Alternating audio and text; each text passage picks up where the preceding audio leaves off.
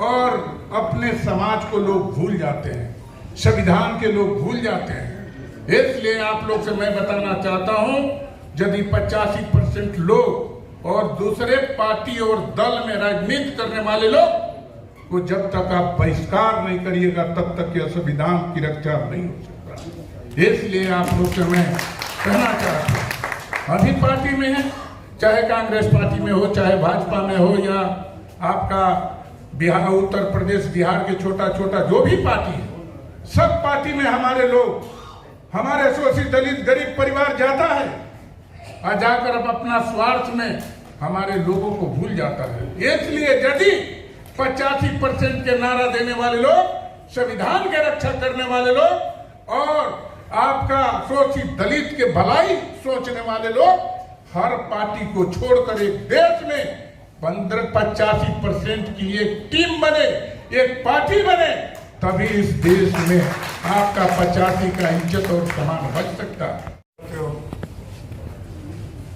और यादव समाज का आदमी का, अगर यादव होकर के, अभी तो बैकवर्ड वालों को एक भ्रम होता था ना कि हम तो ऊंचे लेवल पे हैं, कथा सुनाने पर बाल भी मोड़ दिया और मूत्र से उनको शुद्धिकरण कर दिया। तो भैया इससे तो आप यही लोग हिंदू कम कर रहे हैं भाई। इस देश के ब्राह्मण और मनुवादी ही हम अपने कर्मों से हिंदू कम कर रहे हैं, तो उसमें हम क्या कर रहे हैं भाई? कोई मुसलमान हो रहा, कोई ईसाई हो रहा, कोई बौद्ध हो रहा, उसमें गलती हम लोगों की कहां है? क्यों जुल्फिकार जी कोई गलती है?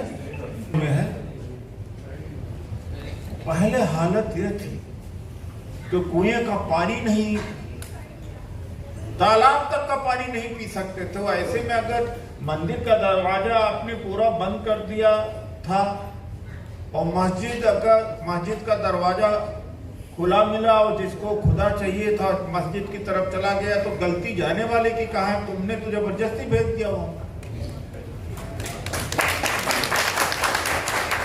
आज भी यही हो रहा। वास्तव में स्वाभिमान जग जाए तो मुझे नहीं लगता कि ये जो हिंदू तो कह रहे हैं, इस देश में बचे भी हिंदुत्व इनका, यही 15% 10% बचेंगे, बाकी कोई बचेगा ही नहीं। कहां बचेगा भाई? अब डॉक्टर रजनीश गंगवार जी हैं, इन्होंने कहा कि कांवड़ लेके जाओगे तो डीएम सीएम नहीं बन पाओगे। इनके खिलाफ FIR दर्ज हुआ, पूरे देश में बवाल मचा हुआ है। बोल रहे तो वास्तव में कांवड़ लेके आदमी जाएगा तो उसकी अपनी आस्था की बात है, लेकिन डीएम तो नहीं बनेगा, वो अधिकारी तो नहीं बनेगा। अधिकारी और डीएम एक शिक्षक यही कहेगा ना कि पढ़ करके ही बन पाओगे और कोई तरीका नहीं होगा। लो इनको घेर लिया है,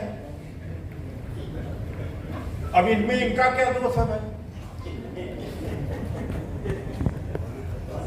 तो देखिए, और सारे के सारे एक्टिविस्ट हो, सब पिट रहे हो और सब ज्यादा काम कर रहे हो। जो छोटे छोटे पॉकेट ऑर्गेनाइजेशन, कोई ऐसा नहीं है जो एक्टिविस्ट ना हो।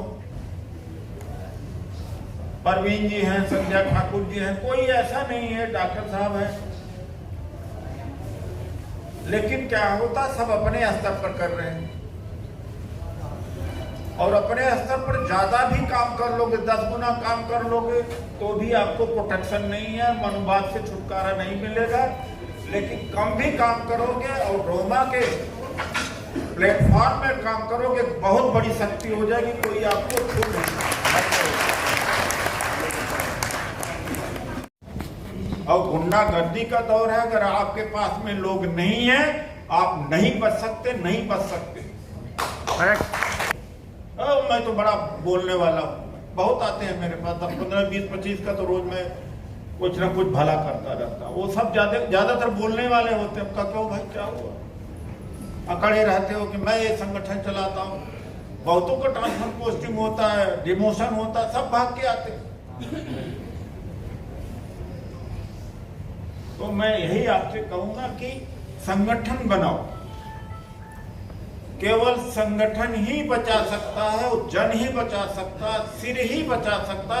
जितने सिर होंगे उतने ही आप ताकतवर होंगे, और सिर ज्यादा तभी आपके पास होंगे जब आप संगठन में बनोगे। तो ये भाई संगठन होना चाहिए, उसके लिए हिम्मत होना चाहिए। लोग अपने आप ही बोल करके नेता बने हुए हैं, तो जब तक लोग नहीं होंगे बड़ा मुश्किल है, संगठन नहीं होगा बड़ा मुश्किल है। यह बात सच है आज के समय में। यही मैं कहना चाहूँगा। और दूर निर्वाचनों से आए हुए समस्त जो हमारे योद्धा साथी हैं, इनको मेरा प्रणाम। जिंदा रहने के लिए रास्ता संघर्ष का चुनना पड़ेगा। जिंदा रहने के लिए रास्ता संघर्ष का चुनना पड़ेगा।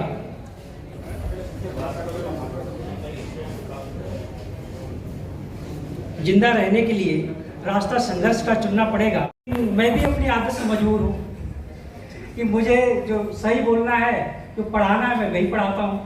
क्योंकि मुझे अपने बाबा, अपनी माँ और पिताजी की वो बात हमेशा याद रहती है कि जहाँ भी रहना बेटा, ईमानदारी से काम करना, सत्य बोलना, और तुम्हारे पीछे कोई ये ना कह पाए ये व्यक्ति ईमानदार नहीं है।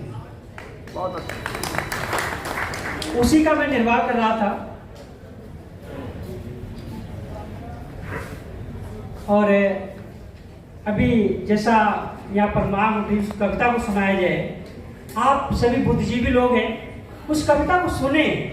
कहीं पे भी शायद किसी का विरोध नहीं है, किसी की उसमें भत्सना नहीं की गई है।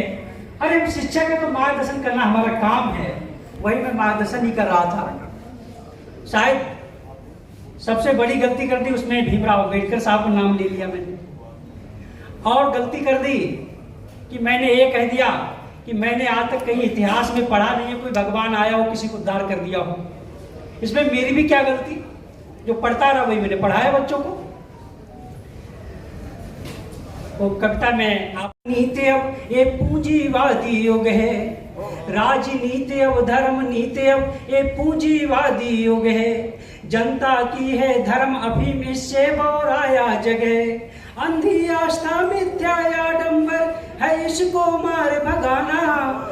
ज्ञान बोध की ज्योत जगाकर खुद दीपक बन जाना। ध्यान साधना त्याग तपस्या इन सब से मेल बढ़ाना। शिक्षा है हथियार तुम्हारा हर जन जन तक पहुंचाना। कांवड़ लेने मत जाना तुम ज्ञान का दीप जलाना। मानवता की सेवा करके सच्चे मानव बन जाना। मानवता की सेवा करके सच्चे मानव बन जाना।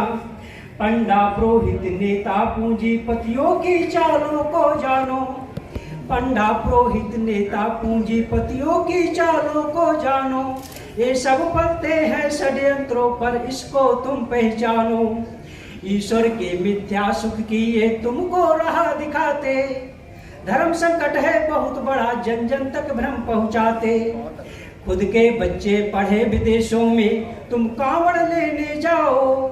घर में जो संचित धन रखा ना उसको व्यर्थ बहाओ। मत फंसना इनकी चालों में, मत फंसना इनकी चालों में तुम खुद के दीप जलाना। कांवड़ लेने मत जाना तुम ज्ञान के दीप जलाना। मानवता की सेवा करके सच्चे मानव बन जाना। कांवड़ लेने मत जाना तुम ज्ञान के दीप जलाना। अंतिम है, कांवड़ ढोकर कोई वकील डीएमएसपी नहीं बना है। कांवड़ जल से कोई बनिया हाकिम वैद नहीं बना है। कांवड़ ढोकर कोई वकील डीएमएसपी नहीं बना है।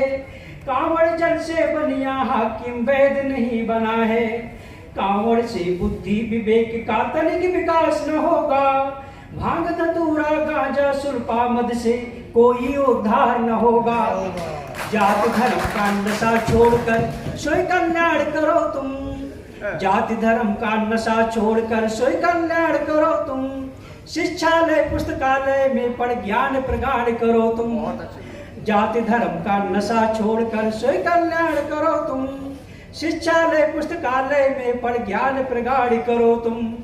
सत्कर्मों से मानव सेवा कर प्रेम का दीप जलाना।